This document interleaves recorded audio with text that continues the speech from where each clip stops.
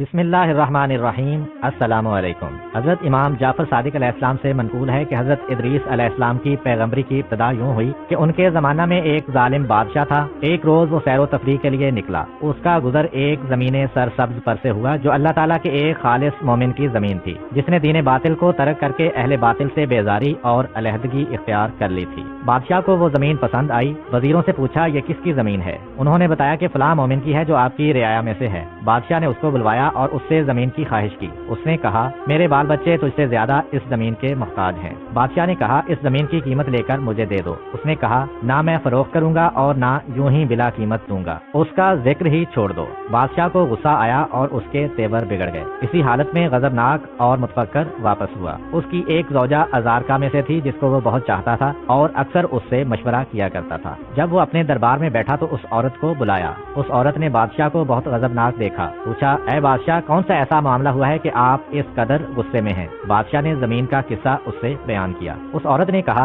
اے بادشاہ غم وہ کرتا ہے اور غصے میں پیچ و تاب وہ کھاتا ہے جس کو انتقام و تغیر کی طاقت نہیں ہوتی۔ اگر تو اس کو بغیر کسی ہیلے کے قتل نہیں کرنا چاہتا تو میں اس کے مار ڈالنے کی تدبیر و ہیلا کرتی ہوں کہ زمین بھی تیرے قبضے میں آ جائے اور رعایا کے نزدیک اس کے قتل کے بارے میں تجھ پر کوئی الزام بھی نہ رہے۔ بادشاہ نے پوچھا وہ کون سی تدبیر ہے؟ اس نے کہا کہ ازارکا کی ایک جماعت اس کے پاس بھیجتی ہوں کہ اس کو پکڑ لائیں اور تیرے سامنے گواہی دیں کہ وہ تیرے دین سے پھر گیا ہے۔ اس طرح آپ اس کو قتل کر کے اس کی زمین پر قابض ہو سکتے ہیں۔ بادشاہ نے کہا اچھا ایسا ہی کرو۔ ازارکا میں سے کچھ اشخاص اس عورت کے دین پر تھے جو مومنین کا قتل حلال جانتے تھے۔ اس نے ان کو طلب کیا۔ انہوں نے بادشاہ کے سامنے گواہی دی کہ وہ بادشاہ کے دین سے منحرف ہو گیا ہے۔ یہ سن کر بادشاہ نے اس کو قتل کرا دیا اور اس کی زمین پر قابض ہو گیا۔ اس مومن کے قتل کی وجہ سے حق تعالیٰ غضبناک ہوا اور حضرت ادریس علیہ السلام کو وحی فرمائی جس کے الفاظ کچھ یوں ہیں تو نے اس مومن کو قتل پر اکتفا نہ کیا بلکہ اس کی زمین بھی غصب کر لی اور اس کے اہل و عیال کو محتاج و مجبور کر دیا۔ مجھے اپنے عزت و جلال کی قسم ہے کہ قیامت میں اس کے بدلے میں تجھ سے انتقام لوں گا اور دنیا میں تیری بادشاہی مٹا دوں گا، تیرے شہر کو برباد کر دوں گا اور تیری عزت کو ذلت میں تبدیل کر دوں گا اور تیری عورت کا گوشت کتوں کو کھلا دوں گا۔ کیا میرے صبر اور برداشت نے جو تیرے امتحان کا باعث تھا تجھ کو مغرور کر دیا ہے؟ حضرت ادریس علیہ السلام اس کے دربار میں پہنچے جبکہ وہ دربار میں بیٹھا ہوا تھا اور اس کے گرد اس کے اصحاب بیٹھے ہوئے تھے۔ آپ نے اس سے فرمایا اے جبار میں خدا کا رسول ہوں۔ پھر اسے اللہ تعالیٰ کا پیغام پہنچایا۔ اس نے کہا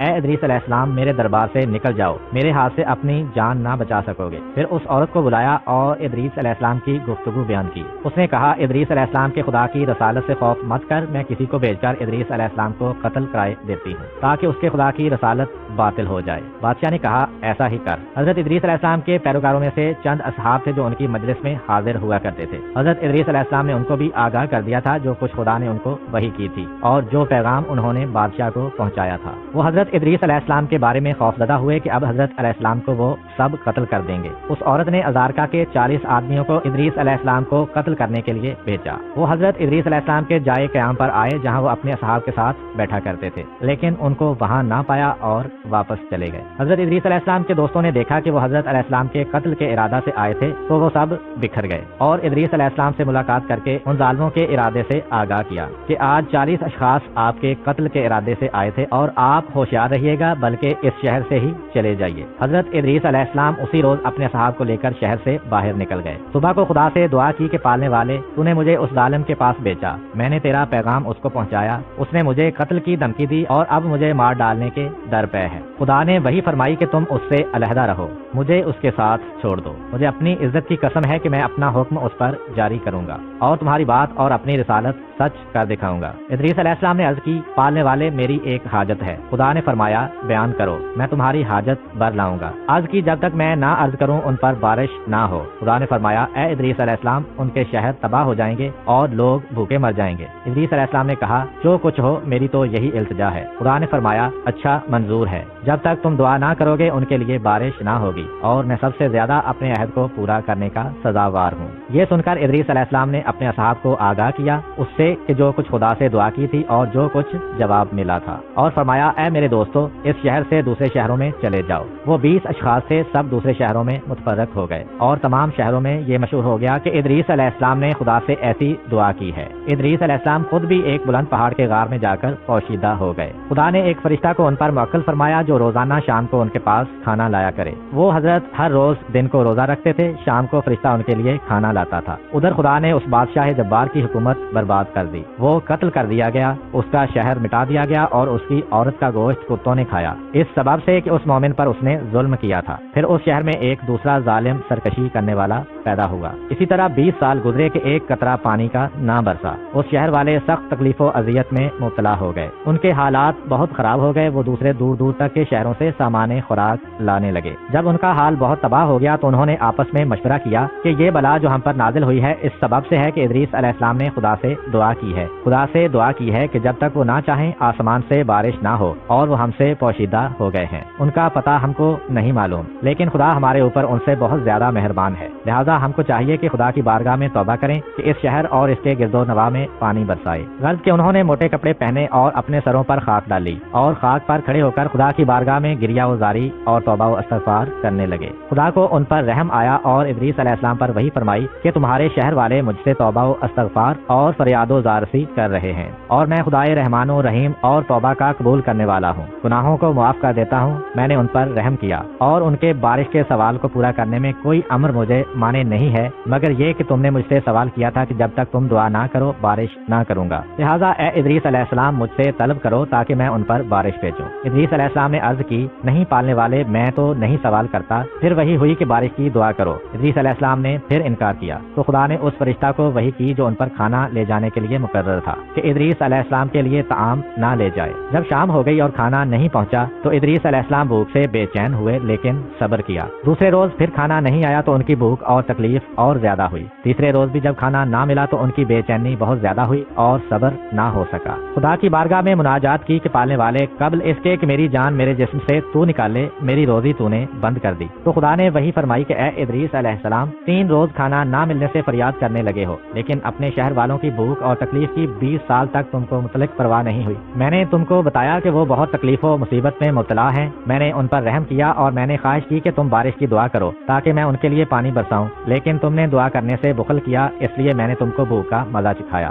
جس سے تم کو صبر نہ ہو سکا اور فریاد کرنے لگے۔ اب اس غار سے باہر نکلو اور اپنی روزی تلاش کرو، میں نے تم کو تمہارے حال پر چھوڑ دیا ہے کہ خود اپنی روزی کی فکر کرو۔ یہ سن کر حضرت ادریس علیہ السلام پہاڑ سے نیچے آئے تاکہ کہیں سے کچھ کھانے کو ملے اور بھوک کی تکلیف دور ہو۔ شہر کے قریب پہنچے تو ایک گھر سے دھواں نکلتے ہوئے دیکھا۔ وہاں پہنچے تو دیکھا کہ ایک ضعیفہ نے 2 روٹیاں پکائی ہیں اور آگ پر سینک رہی ہے۔ اس سے فرمایا کہ مجھے کھانے کو دو کہ بھوک سے میرے جسم میں سے طاقت ختم ہو رہی ہے۔ اس عورت نے کہا، اے بندہ خدا، ادریس علیہ السلام کی بددعا نے ہمارے پاس اتنا نہیں رہنے دیا ہے کہ کسی اور کو کھلائیں، اور قسم کھائی کہ ان 2 روٹیوں کے سوا کچھ اور نہیں ہے۔ جاؤ اس شہر کے علاوہ کسی اور شہر میں روزی تلاش کرو۔ ادریس علیہ السلام نے کہا، اتنی روٹی تو دے دو کہ میں اپنی جان بچا لوں اور میرے پیروں میں چلنے کی طاقت آ جائے۔ اس نے کہا، یہی 2 روٹیاں ہیں، ایک میرے لیے اور ایک میرے بچے کے واسطے۔ اگر اپنی روٹی تم کو دے دوں تو خود مرتی ہوں، اور اگر اپنے بچے کے حصہ کی دے دوں تو وہ مر جائے گا، اور کچھ نہیں ہے کہ جو تم کو دوں۔ ادریس علیہ السلام نے کہا، تمہارا لڑکا چھوٹا ہے، اس کے لیے آدھی روٹی کافی ہوگی، آدھی میرے واسطے کافی ہے جس کے سبب زندہ رہ پاؤں گا۔ عورت نے اپنے حصہ کی روٹی کھا لی اور دوسری روٹی ادریس علیہ السلام اور لڑکے میں تقسیم کر دی۔ لڑکے نے جب دیکھا کہ ادریس علیہ السلام اس کے حصہ کی روٹی میں سے کھا رہے ہیں تو رونے لگا اور اس قدر مضطرب ہوا کہ مر گیا۔ عورت بولی کہ اے شخص، تو نے میرے بیٹے کو مار ڈالا۔ حضرت ادریس علیہ السلام نے فرمایا، گھبرا مت، میں اس کو خدا کے حکم سے زندہ کیے دیتا ہوں۔ یہ کہہ کر لڑکے کے دونوں بازو اپنے دونوں ہاتھوں سے پکڑ کر بولے کہ اے روح جو اس فرزند کے جسم سے نکل چکی ہے، بحکم خدا پھر اس کے بدن میں واپس آ جا، میں ادریس علیہ السلام ہوں، خدا کا پیغمبر۔ وہ لڑکا فوراً زندہ ہو گیا۔ عورت نے جو یہ دیکھا بولی، میں گواہی دیتی ہوں کہ آپ ادریس پیغمبر علیہ السلام ہیں، اور باہر نکل کر شور مچانے لگی کہ شہر والوں مبارک ہو اور تکلیف و مصیبت سے نجات کی خوشخبری ہو کہ ادریس علیہ السلام تمہارے شہر میں آ گئے۔ حضرت ادریس علیہ السلام وہاں سے نکل کر اس ظالم بادشاہ اول کے مقام پر پہنچے جو ایک ٹیلا پر تھا۔ پھر ان کے پاس شہر والوں کا ایک گروہ آیا اور کہا، اے ادریس علیہ السلام، اس 20 سال میں آپ کو ہم پر رحم نہ آیا کہ ہم ایسی تکلیف و مصیبت میں مبتلا ہیں اور بھوکے مر رہے ہیں، لہٰذا دعا کیجیے کہ خدا بارش کر دے۔ ادریس علیہ السلام نے کہا، اس وقت تک دعا نہ کروں گا جب تک یہ تمہارا بادشاہ جبار اور تمہارے شہر والے ننگے پیر اور پیدل میرے پاس آ کر التجا نہ کریں۔ جب بادشاہ نے ادریس علیہ السلام کا یہ کلام سنا تو 40 آدمیوں کو انہیں گرفتار کرنے کے لیے بھیجا۔ وہ جب ادریس علیہ السلام کے پاس پہنچے تو حضرت علیہ السلام نے ان پر نفرین کی اور وہ سب مر گئے۔ بادشاہ نے جو یہ معاہدہ سنا تو 500 آدمیوں کو ان کی گرفتاری کے لیے بھیجا۔ انہوں نے ادریس علیہ السلام سے آ کر کہا، ہم اس لیے آئے ہیں کہ آپ کو بادشاہ کے پاس لے چلیں۔ حضرت ادریس علیہ السلام نے فرمایا کہ ان 40 آدمیوں کو دیکھو جو تم سے پہلے مجھے لے جانے کے لیے آئے تھے کہ کس طرح مرے ہوئے پڑے ہیں۔ اگر تم لوگ واپس نہ جاؤ گے تو تمہارا بھی یہی حشر ہوگا۔ انہوں نے کہا، اے ادریس علیہ السلام، 20 سال سے ہم کو بھوک میں مبتلا کر رکھا ہے اور اب ہم پر نفرین کرتے ہو، تمہارے دل میں رحم نہیں ہے؟ ادریس علیہ السلام نے فرمایا، میں اس جبار کے پاس نہیں جاؤں گا اور نہ بارش کی دعا کروں گا جب تک وہ اور تمام شہر والے پیادہ اور ننگے پیر میرے پاس نہ آئیں گے۔ یہ سن کر وہ لوگ بادشاہ کے پاس واپس گئے اور ادریس علیہ السلام کا قول بیان کیا اور التجا کی تو وہ اہل شہر کے ساتھ ادریس علیہ السلام کے پاس آیا اور سب نے کھڑے ہو کر عاجزی سے التجا کی کہ وہ خدا سے بارش کی دعا کریں۔ ادریس علیہ السلام نے منظور کیا اور خدا سے دعا کی کہ بارش کرے۔ اسی وقت آسمان پر ابر آیا، بجلی چمکنے لگی اور بادل گرجنے لگے اور بارش شروع ہو گئی اور اس حد تک پانی برسا کہ ان کو غرق ہونے کا گمان ہوا اور جلد وہ سب اپنے اپنے گھروں کو واپس چلے گئے۔